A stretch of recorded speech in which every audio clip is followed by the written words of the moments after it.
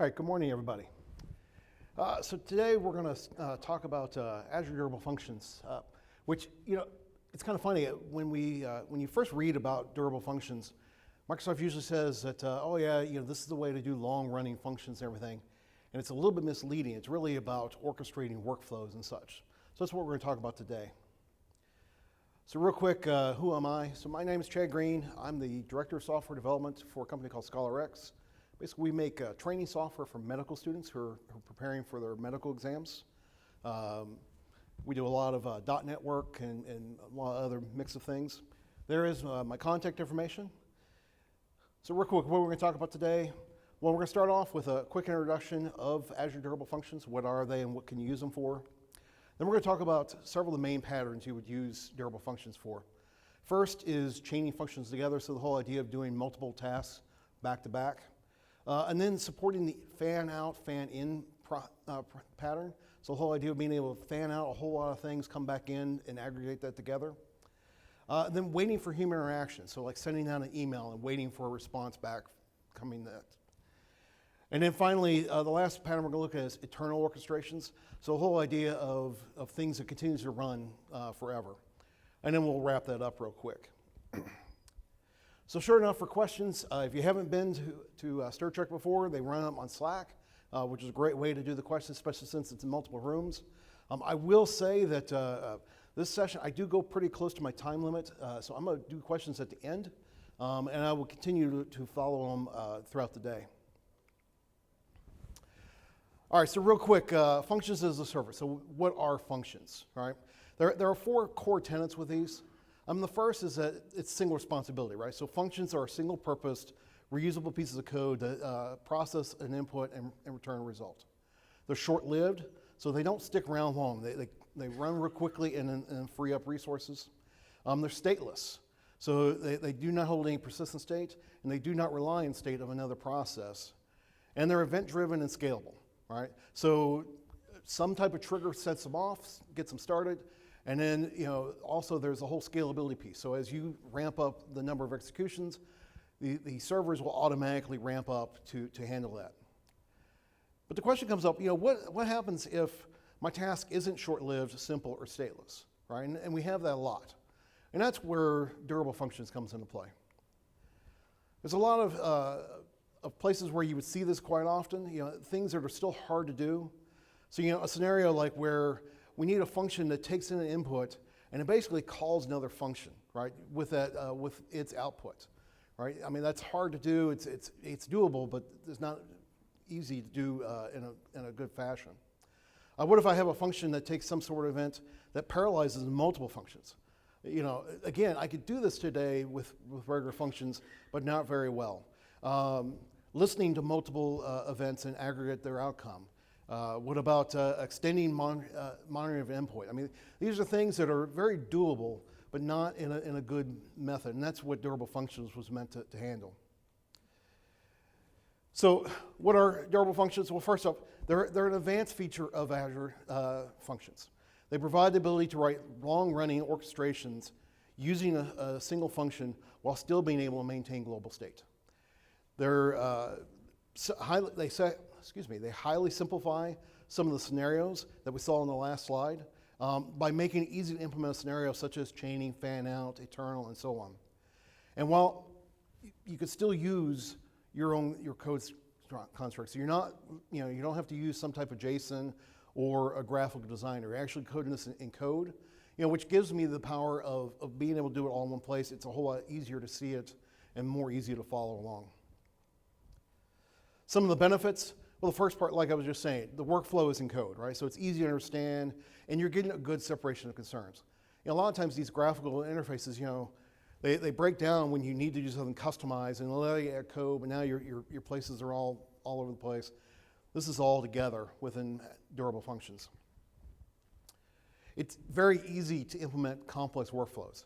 This was built in to handle this, such as the fan in, fan out, or waiting for human interaction. You can consolidate exception handling. Exception handling is a little bit hard in Azure Functions to begin with, but this actually adds this in, and plus as a workflow, I get to handle exception handling over a workflow. Plus, I have the ability to check progress or even cancel a workflow, right? I mean, that's something, when you start building on your own, it gets really hard to handle that, but here it's built in. And then finally, durable functions actually manages the state for you. You actually do nothing to handle the state as you're going from function to function. A couple of key concepts to understand within durable functions. So the first part is the orchestrator function. This is what defines the workflow, and it triggers the activity functions. And it basically, as it runs those activities, it will go to sleep. And then you have your activity functions. So these are just regular functions that are defined with the activity trigger, and it basically allows you to perform a single step in your workflow. And the great part is they can receive and return data back into Orchestrator, so the Orchestrator can then follow up with the next one in the chain or what have you with that data. And then finally we have the starter function. So this is what starts everything. And this is a standard Azure function, right? So I have all the input bindings and triggers that I, so I can start it off whether it be an HTTP trigger, a timer, reading waiting for a blob event, whatever you have, right? So it's just a regular function, but it's using that orchestration client binding that allows it to tie into the orchestrator. So if we look at an example workflow, so you queue you have a queue-triggered Azure function. It would call this orchestrator function, and like I say, it would call activity 1, and it would go to sleep. When activity 1 finishes, the orchestrator wakes back up, and then calls activity 2, goes back to sleep. Once it's finished, it then does the same thing and calls activity 3. So now, let's look at some patterns where we would use this. And the first one being the chaining functions, right?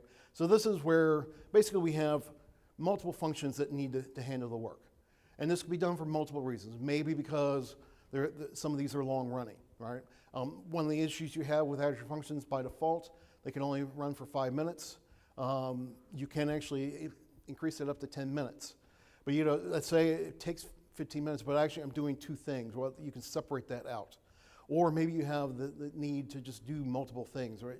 Again, these should be single responsibility.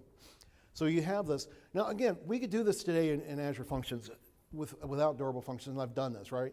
Because you can do like this thing with a queue, right? So function 1 runs, and it sends it off to the queue. Function 2 runs, sends off its results to the queue. But and that works, but the problem is I don't have a place to see where I'm at in the workflow. Right? I don't see that whole picture of the workflow anywhere. It's all in each function. And so once one fails, I'm having to debug where everything. Whereas when we look at durable functions, it's all chained right there, right? So that's pretty much exactly what we do to call these activities. It's just this call activity async, right? And that will call out the different functions. Along with, I can even add error handling here, right? So in here we're showing where if any one of these fail, we'll call a cleanup task, right? So again, we're able to, that's where we're talking about consolidating that error handling. All right, so let's look at an example, look at some code within this. So we're going to create an orchestrator function. We're going to create those activity functions, start an orchestration with an orchestration client binding, and then test locally, all right? And in our demo scenario, so I talked about, I work for a company that does training software, and one of the things we'll do is videos, right? So obviously, kids can watch the videos of these different medical things, which if you ever want to be grossed out, you watch some of these medical videos. But so sure enough, we would, we'll upload the video, and let's say we're uploading to a blob, and then we would call we would want to encode the video, extract that thumbnail, and then probably add an intro that shows our logo, what have you. And basically, we're going to do this with an orchestrator function, right? So the orchestrator is going to handle, it'll allow each one to run in sequence. And then the starter function, in this example I have here is an HTTP trigger, but most likely I would do this with a blob, watching for the blob to get entered in. Oh, and I should say, the one thing I am going to do, you're going to notice, I'm not going to switch between Visual Studio such, just to make it easier on the eyes. So all my code's going to be here, and when I run it, I'm not actually running it. I've already ran it last night, but so everything will be right here to make it a little bit simpler. So we start off writing our activities, right? And this is, like I said, it's just a normal C# function with a couple of attributes. You know, and the first part is, you see we have that activity trigger. So if you haven't done Azure Functions before, you take in this input with some type of trigger.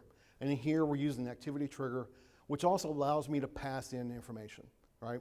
In this example, I'm passing a string, but I can pass in any type of C# type, right? So, you know, I can pass in a custom object or whatever I would need to make sense. And then the other part in here is you have the function name attribute. So this is what actually names the function. This is the way how the app actually finds the different functions. And now for our example, we're not actually going to encode a video because that's not really the purpose of this demo. So all we're going to do is we're going to send something to the log just so we can see when it happens, and then we're just going to simulate it by waiting for 5 seconds. And then we'll return back a string. And then the same thing with the extract thumbnail and then the prepend intro. All right? So very simple methods. These are what are doing the actions. Again, normally we would have actually real logic in those, but this is what we're doing here. So now we'll create that orchestrator function. This is the part that will actually orchestrate handling those activities. And once again, we start with just a regular function. And here we're using the orchestration trigger. So this is what tells it that this is an orchestrator. And you'll notice that I named this function, actually you don't see that in there. But okay, I call it process video here. Well, actually my function name, I named it process video orchestrator. Actually, you don't really have to put the orchestrator name on there. I do that to make things a little bit easier to read. Right? So when I look through everything, I can find that easily. All right, so next line we're going to add in here is, here's where we're getting the input that came in from the starter function. Right? So we have this context that we get, and one of the APIs in there is get input. So I get that input. I will then add in here's where I'm calling my first activity. Right? So it's just an await call to context.callActivity async, and then I pass in the name of the function. So it's really interesting in the fact that it's not tied right away. It's actually using the name of the functions, and when it runs it, it will find that function. And then we'll call the other two functions, and then finally we'll return the results. And this is one of the cool things about Azure Functions. I can simply create an object, and in the output, it will actually put that into an output node of the JSON that it returns. Now, there are a couple things we have to think about with the orchestrator. There's some constraints. And the first being is that your orchestrator has to be deterministic. And so this is definitely something you want to consider. And the reason for this is because the whole function gets replayed. And what do I mean by this? Well, so if we look at this function we just wrote, so when it goes in there, when it gets first called, it's going to call this first line, do that action. It'll call this next line, and it'll see that it's going to call an activity. When it calls that activity, it actually goes to sleep, and it's waiting for the activity to return. When the activity returns, it actually goes through the process again, right? So it'll call this again. It'll actually call this again, but what will happen is it'll see that it already ran this function. And so it will go on to the next one, and it'll run this. So this is why we have to make sure that our orchestrator is deterministic. So because there's a couple things you cannot do. So one is you cannot use the current datetime. So you can't do datetime.getUTC because you're going to get, your results are not always going to be the same thing. Along with it, you can't generate random numbers or GWIDs. And this really makes sense. If you think about it, every single time I would call it, I'm going to get a different random number. So I'm going to get my results as I go through the workflow. It's not going to work right. And then also, I can't access data sources. And that includes the configuration. And that is a little bit of a limiting factor, but there are ways to get around that. I mean, but when you first hear that, I'm like, well, I need my configuration, and there are ways to do that. So things you could do instead. So for the date time, there is actually within the API, there is a current UTC date time, and this will return a deterministic safe date time. As far as all the other parts, I could pass configuration into the orchestrator function, Or what I prefer to do is you actually create an activity function that will get those values or get the random generators and such. You actually hand those within an activity function. Some other constraints you have to look for is your orchestrator cannot be blocking, right? So no I/O calls to the disk or the network, and no thread.sleep. So that's not allowed. Now you can see I could do that in an activity, but I cannot do that with inside the orchestrator. Along with that, I cannot initiate async operations with the exception of the durable orchestration context API. So those actually do get called with async, but I cannot use other async calls. To include, I can't do task.run, task.delay, or send async. So these things are not allowed. I also, you don't want to create infinite loops, right? And really the big reason for this is because the way how the durable functions works, it actually is storing information inside of an Azure storage, and your event history gets messed up when you get into this infinite loop. So actually, if we need to do something like that, we can actually do continuous new. And if you think infinite loops are bad, well, if you think I want to do something that continuously runs, right? I mean, this is where we do this. And that's what the continuous new will help out. Another thing to concern yourself is with logging. And so the general, you have to be very careful with the logging because, again, you can't write to I/O and such. You want to generally use the built-in iLogger. It works really well, but the only problem with it is it only sends it to the console window, or actually in the Azure portal, you'll see it in there. So it is a little bit limiting, but that is one of the restrictions here. Again, I could probably send off to an activity function if I really wanted to, but generally I just stick it with the iLogger. But the other thing to consider is that the log messages will get written on every replay, but you can actually avoid this with the is replaying. So there is actually this is replaying that will return a true false, and so that it'll actually know, oh, I've already done this, so don't do it again. All right, so moving back to the code, now we'll create that starter function. And as I mentioned, this is just a regular Azure function with just a little bit added into it. So sure enough, you'll see that we're doing an HTTP trigger. For the demo, I am doing anonymous. As a general rule, I would not do anonymous on publicly accessible Azure functions for obvious reasons. But for the demo purpose, this made sense. And then what makes this a starter function is this right here, is the durable orchestration client binding. So that is what actually tells it that this is going to start. It's going to actually go into an orchestration. And in here, I mean, this is a very simple starter function I created. So we're going out, we're getting the query string, and then we're doing the starter.start new async, and that's what will start the orchestration.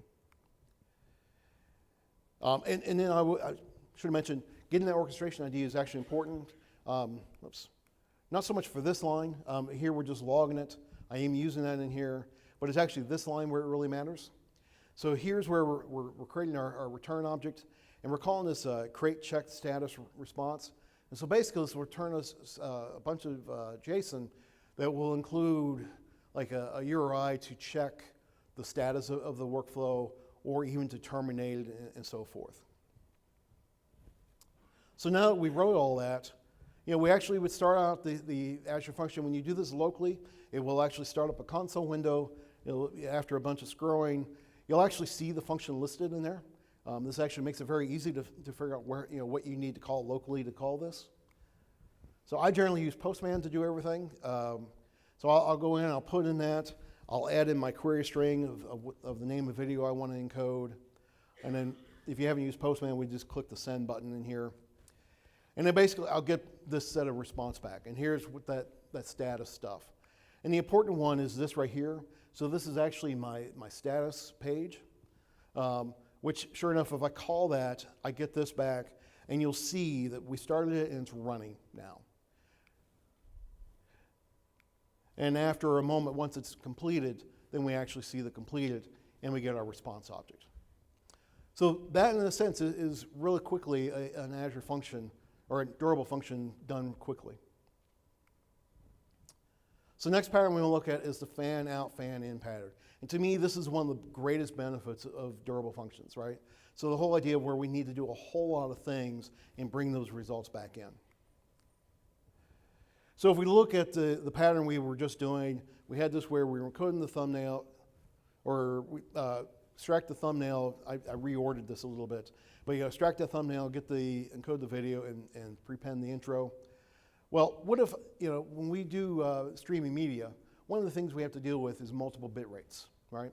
This is the way how we can send for appropriate device, based upon the device, and also based upon the speed of the person's connection. So we actually encode that video multiple times with different bit rates. Well, yeah, I could do that with a chaining function, but then that just means it takes a really long time because basically it has to that much time longer. Instead, I can fan that out and then fan that back in and get the results of what I did. So this next demo, we're going to actually implement this pattern. We'll start with encoding the activities that take so basically we're going to change the encoding activity to now take in a bitrate input. The Orchestrator function will now call an activity with multiple bit rates. And the Orchestrator will wait for all those to finish. And then we will call an Orchestrator from another orchestration. So another benefit you can do with durable functions is I can actually have sub-orchestrations. So again, the whole idea of, of good coding practices, of moving large sets of data or large sets of code into multiple pieces so that, again, they're a single responsibility. So the first thing we're going to do is just this very simple class. This is what I'm going to use to pass information back and forth between the different the activities. And now if I go into the activity that we wrote before, we're just going to make a change to our input, or that's the primary thing we're going to do. And basically now we're taking in that video file info. So again, I could pass in regular C# classes in here. And I made a little bit more changes in here just to show that we're getting that bit rate and using that bit rate. Now here, I'm creating another activity trigger, or another activity function.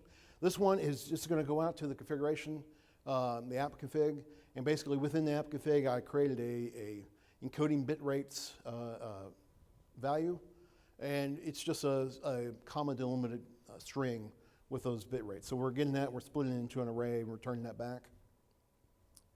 And now if we go back to our orchestrator, we're going to make a couple, or I'm sorry, this is the sub-orchestrator. So now I'm writing the sub-orchestrator. So we'll go in here, just like we did before, we'll take in the input. And then now the first thing we're going to do is we're going to get those bit rates, right? So it's just calling another activity and getting those bit rates out. And then because I'm going to do a fan out, I'm going to actually create a list of tasks that's going to take in the video file info.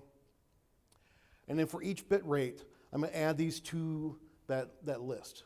Right? So you see, we're just for each one we're adding a task that calls that activity async, add it to the list, and then I'll do a task.winAll. So basically within the async operations, a winAll will actually run everything, and then once it finishes all of them, then they'll return back, and the operation will continue. And then finally, I'm going to return the results of all of the bit rates. So now if we go back to our main orchestrator, we're going to make several changes. The main one being to this where we call the first async or activity. So we're going to take that out for the moment, and then we're going to add some variables just to store everything a little bit better. We're going to now put this into a try-catch block, so now we're able to do some error handling. And then now here's where we're actually calling that sub-orchestrator. And you can see that we're doing a call sub-orchestration activity. So that's what allows me to call another orchestrator.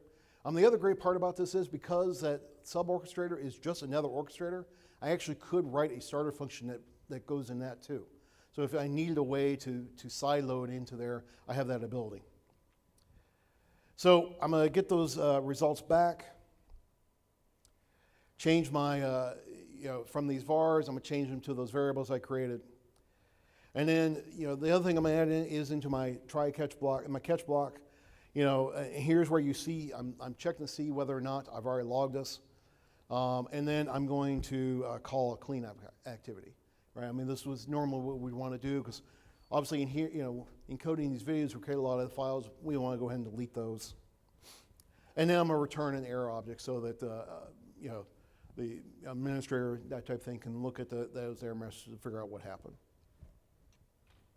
So in the end, that's what we ended up changing it for. And then we run this, and it runs just like you would think, right? So there's really no sense in showing a screenshot of what it runs, because it's going to look the exact same. But basically now what's going to happen is when it runs that, it's going to actually fan that out, run each one individually during that whole sleep process, and then wake back up and go back and process again. The third pattern we want to look at is human interaction. So here we're thinking the whole idea of where I need to get some type of human interaction. I'm waiting for the human to do something, or an external event. Maybe it's calling out to an IoT device and waiting for the IoT device to respond. So we have these type of abilities. And generally, if you think about this, most times you're going to send an email, you're going to wait for a response, which basically during the whole time, the orchestrator goes to sleep and it's waiting for an API call to an external event.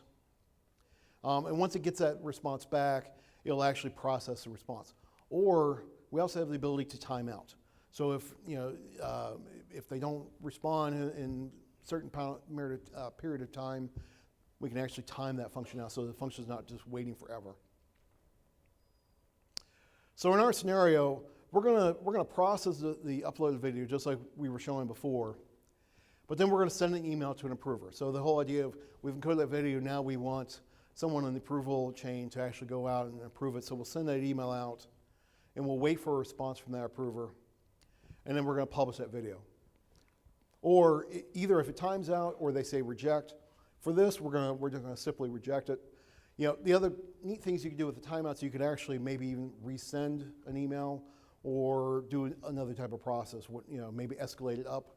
That's all up to you, right? You have the complete creativity or doing whatever you creatively think of. So in this set of code, we're going to send the email activity function. We're going to wait for an external event. So that's actually the call we're going to make. So within here, you'll see that we've now added in another activity async call. One of the cool parts, because it's just a string, I can actually write this before or after I actually write the activity, which is kind of interesting how we can do this. And then I'm also going to add in here getting that the approval result from, by calling this wait for external event, right? So this is what actually puts it to sleep until it gets that call. And then we're going to process the response once we get that back.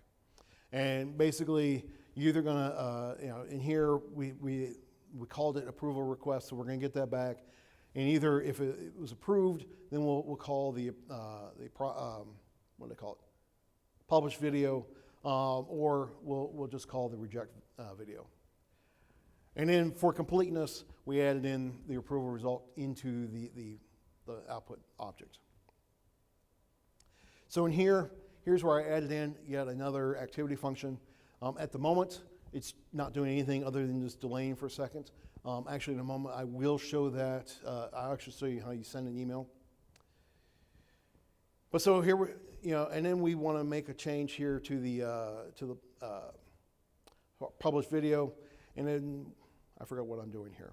Oh, I'm sorry. No, here's where I'm creating the published video and the reject video. And again, this is just delaying for a second because this is just a demo. So now if we run this, we'll see just like we did before. We'll go into Postman, start that trigger back up. And then after a moment, oops, sorry, went too fast. After a couple of moments, then we'll see that send approval request email. So this is the reason why I log a whole lot, is because when I'm debugging this stuff, I can actually see this in here. I will say this, you'll notice in the code I have a lot of log statements. I would actually probably clean those, take a lot of those out once I publish it to, out into the real world, just because it does send a lot of activity. You generally only want to log when you really need to. And then sure enough, now if I go back to the status page, you'll notice I have another method here, and this is what's allowing me to send that external event. So if I actually look at this a little bit bigger, this is the URL that we can call to call this. We do have to change that event name to the name of what we called it. We called it approval result, so we send that in. And then basically we'll go back to Postman. You want to make sure you do a post. You wouldn't believe how many times when I ran this demo, I forgot to change it to post. But so we're going to run a post. We're going to put in that URL.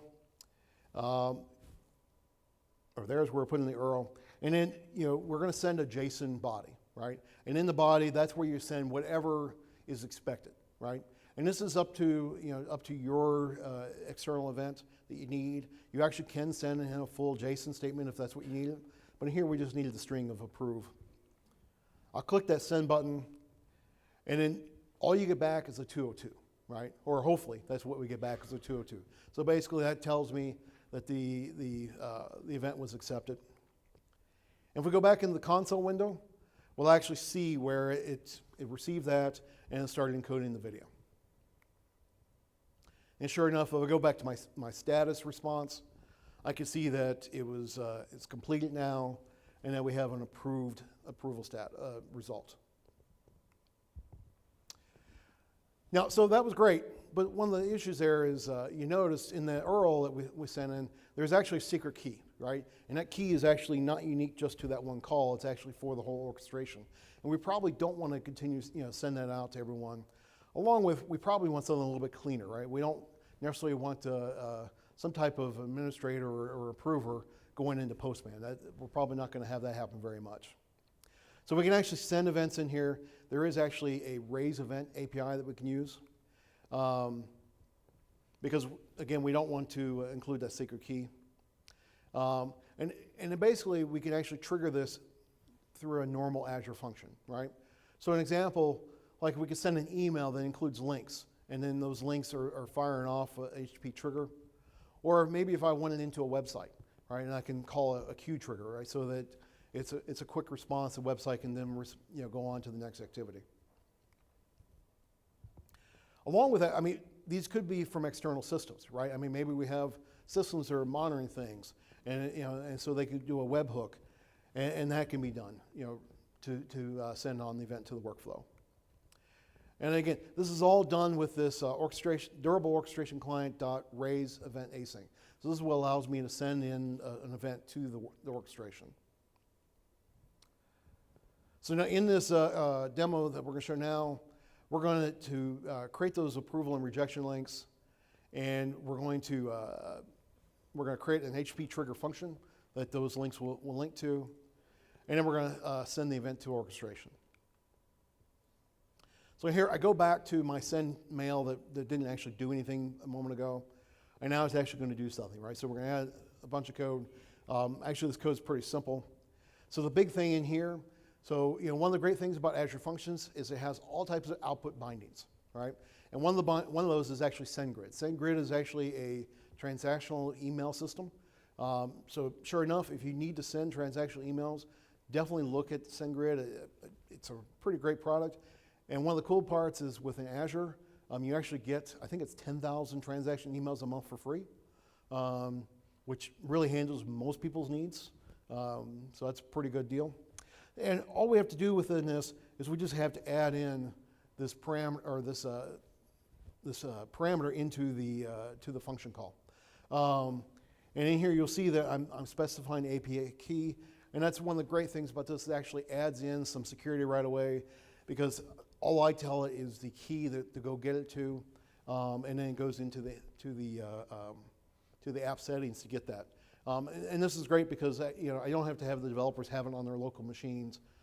It actually gets stored in there, especially because the way how the functions work, it actually has a local settings, which by default, when you check that into GitHub, it will not check in because that's actually in the hidden files.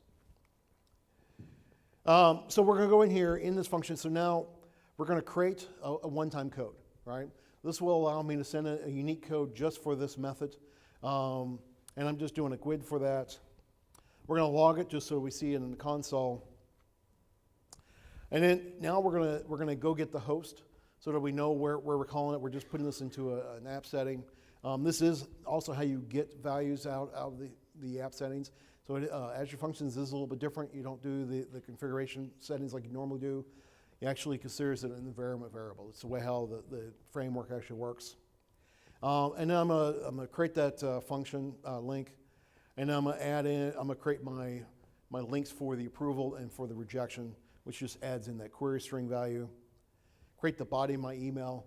Again, in real production, we probably want to make a prettier email, because even though that's really all the user needs, we all know that if we complain, it's not pretty. And then here we're creating that email message, right? And it's very simple. And again, this is the nice part about this. This is all I have to do to send that email, right? So when the function completes, that actually sends the email, because it's an output to the function. And again, I'm going to log that information. And the good part about doing that, especially for demo purposes, I actually don't have to actually put in a good API call to the SendGrid, because that will fail, but I'll actually get this in my input. And then finally, we're going to, the last thing we're going to do is we're going to actually write this to Azure Storage Table. This will allow us, when they send it back in, I search for that one-time code they're sending in, and basically I'm getting back and I'm storing the orchestration ID. That way I can get this in.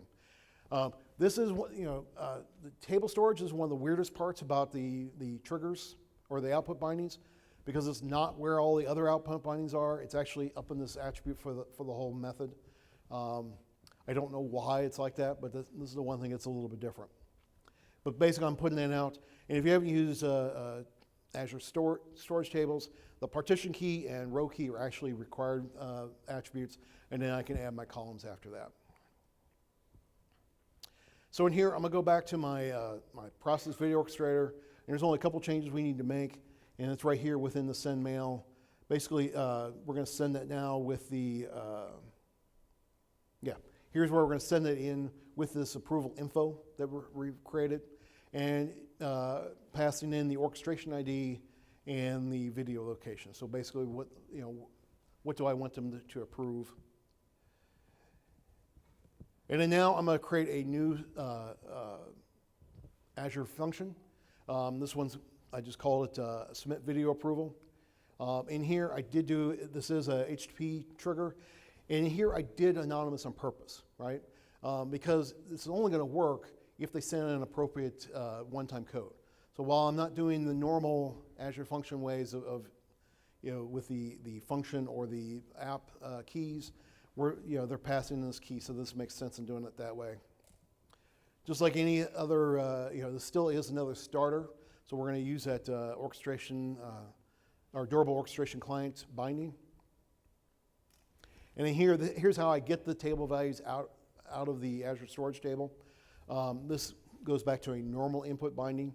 The really cool part about this is actually if it does not find that ID, the whole function will fail with a 404, right? So it actually handles that very gracefully for us. So we're just going to go get that the result out of the query string. We're going to log it, and then we're just going to call, we're going to call this raise event async. And in here you can see I'm passing in the orchestration ID, the event I'm calling in, and then the result of that event. And then in here, we're just going to return an OK, so a 200 code.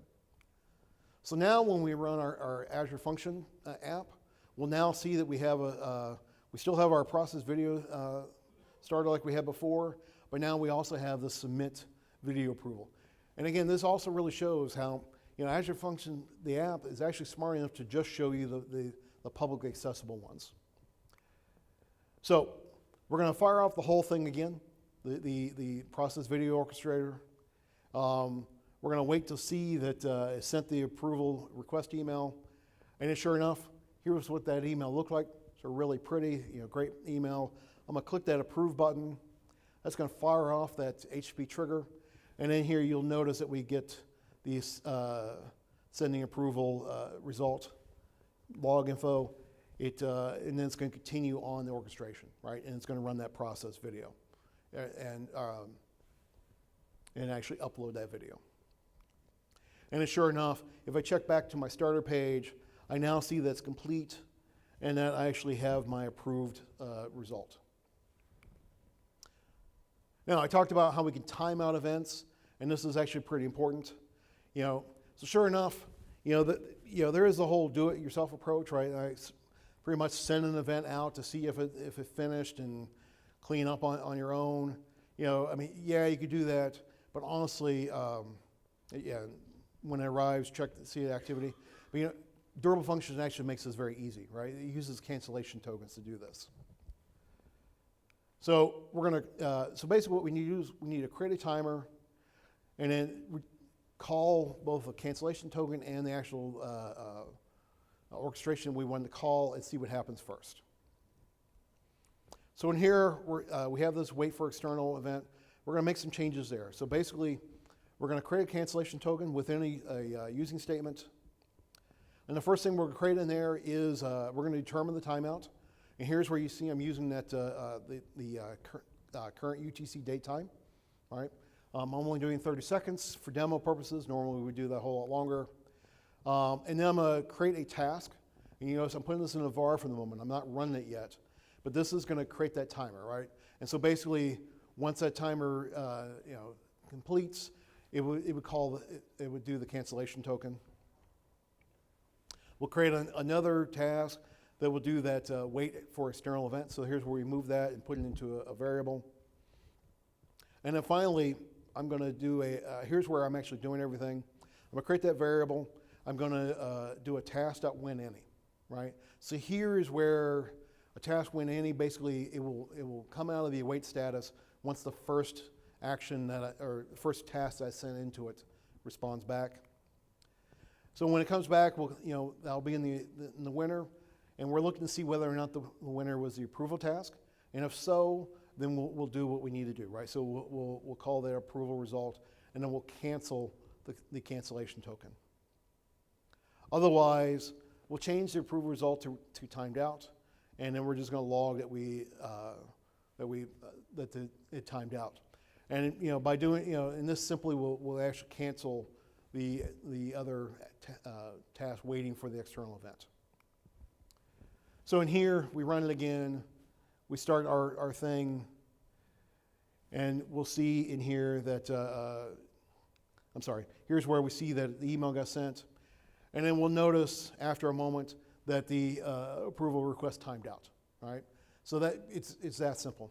The other thing to nicely point out, I talked about how events will rerun each other. Sure enough, you'll notice in here, I forgot to put in to check that whether I replayed it. So it sent the message again. Again, it's just a log message. That one doesn't matter, but that's definitely something you want to catch. And then sure enough, we'll see that it rejected that video because it timed out. And if we go to the status page, we see that timed out in there. So that is your human interaction. So the final panel we want to look at is eternal orchestrations. So think about things that run forever, right? That on a timer type basis. In our prime example of these are periodic cleanup tasks, right? For here, we created these videos. We created all these. Part of encoding a lot of times is a whole lot of scruff that gets created that now needs to be cleaned up. So basically, we're going to call a cleanup activity function, sleep for a while, and then call the continue as new. And that will allow me to run it all over again, just as if it was new. And then basically, this will loop indefinitely, or until we stop in another way. So in here, now I'm creating a new orchestrator, called this periodic task orchestrator. Just like any other orchestrator. And again, we're going to take in the input. In here, for demo purposes, I've just taken in the number of times I've executed this. Not very useful in real world, but for demo purposes, it makes sense. We're going to log that, and then we're going to, just like any other orchestrator, we're going to call the activity that we want to call, And again, we can call multiple things. We can do a fan out. We can do a chaining. Those are all possible here. Whatever you need to do, but sure enough, here I'm carrying this periodic activity. I'm not even waiting this time. It's just going to run. And then now what we want to do, here's how we do the timer here. So we'll determine when when 30 seconds is from now. And then we're going to create a timer. And again, here I'm not creating a cancellation token, right? So it's just going to be a timer, and we're going to wait for that. So this is actually going to wait for those 30 seconds. Basically ends up putting that orchestrator asleep for whatever time we needed it to. And then when it wakes back up, then we're going to do this continuous new. And then basically what this ends up doing is rerunning the orchestrator just as if it was new. But the great part is I still get to pass in my execution count. So this allows me to pass in previous instance values over the next one. So the next one knows what happened maybe the previous time. And just like anything else, because this is a regular function, I have to return something. So I'm just returning the execution count. And here now, here's the starter. Just like any other orchestrator, I need a starter. And I'm just starting this with an HTTP trigger. So nothing really special here. Just like anything else, we start that new async.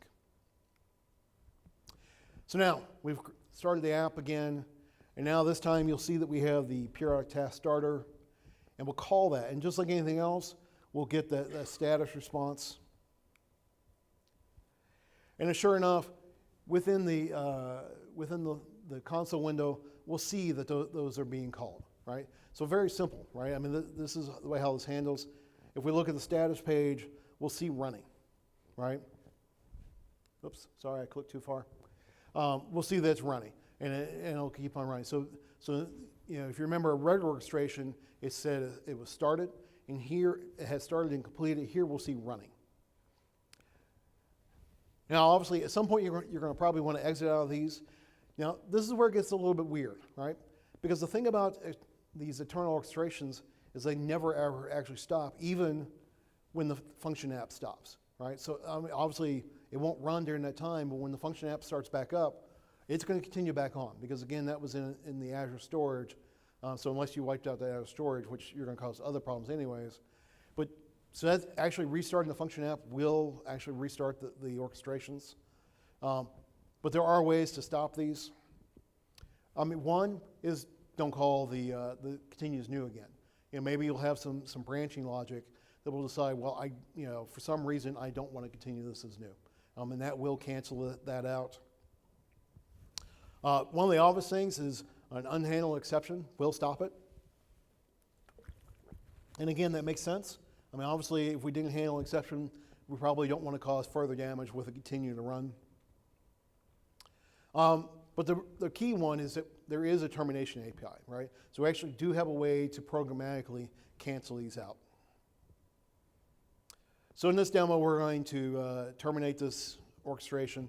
And basically, we're just going to use the termination API. I mean, this is actually one of the simpler things to do.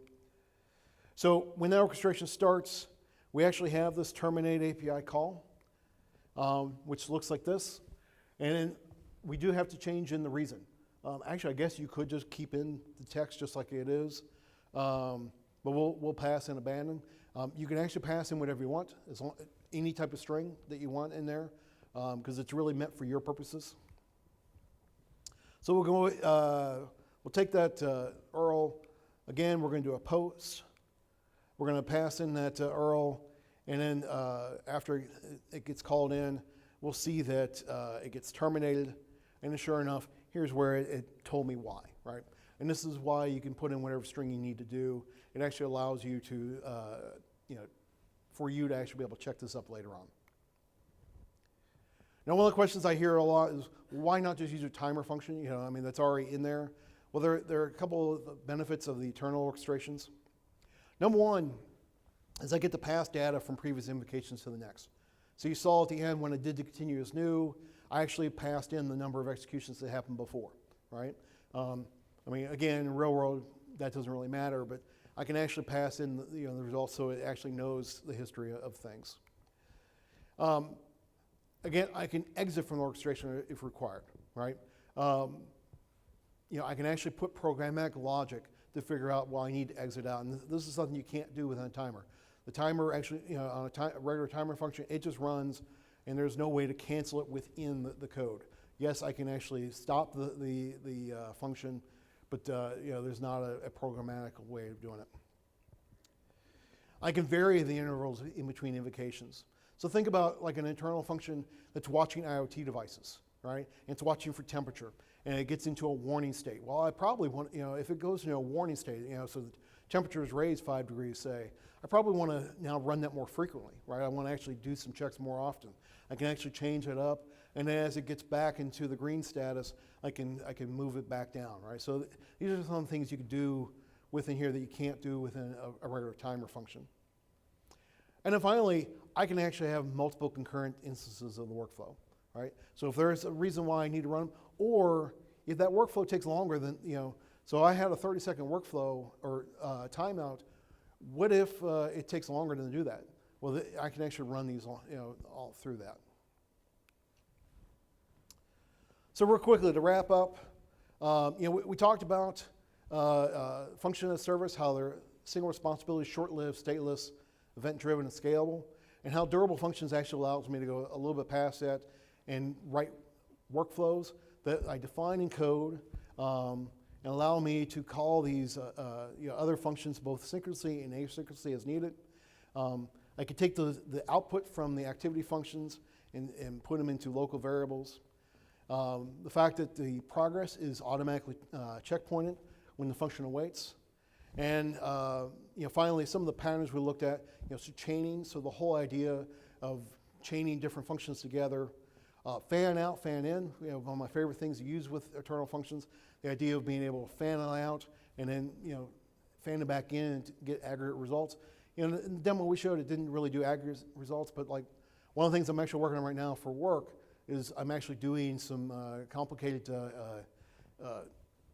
computations to aggregate report values. And so we're running a whole bunch of things and aggregating those back, and we're taking that in that fan out, fan in process. We could do a human interaction, so getting something from an external event.